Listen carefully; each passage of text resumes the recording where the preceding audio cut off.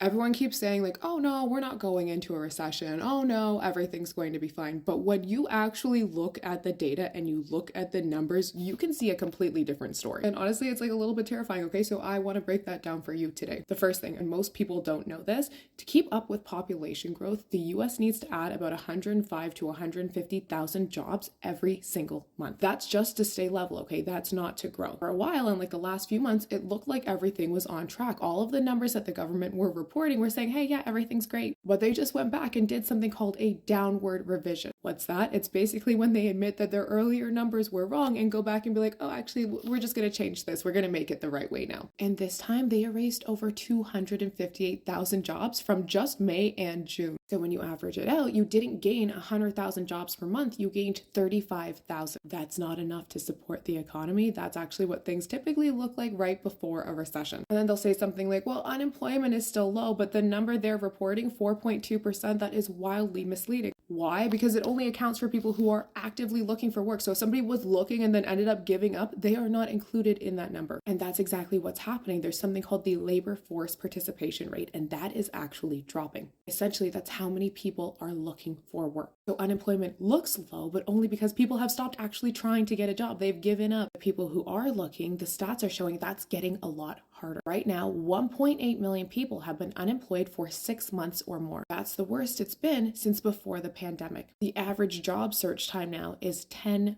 weeks. Even qualified people with experience are having a hard time finding work. That doesn't happen in a healthy economy. And it's not just low income earners who are feeling it. There are people who are making over $150,000 a year who are now really starting to default on their loans. And the part that nobody is talking about right now is the SOM rule. This is a recession signal that's been triggered before every downturn since the 1960s. And basically, it's based on sudden shifts in unemployment, and right now it has been triggered. And like the rate cuts, everyone's cheering for them. Yay, like maybe we'll get those in September, because the odds of a rate cut in September are going up. Why? Because of the shit that's going on in the economy. When the Fed cuts interest rates, it's usually because something is broken. They're trying to fix it by cutting the interest rate. So if you see rates drop, it's probably because things have gotten worse, not better. And this is why I keep telling you guys it is so important to go and figure out how this stuff works, how money works, so that you can be prepared, because it looks like a recession is probably headed our way. And recessions can be really scary, or they can be some of the biggest opportunities possible for you to build wealth. And I can attest to this because I have made a shit ton of money investing in down markets. If you want to learn what to do and how to prepare,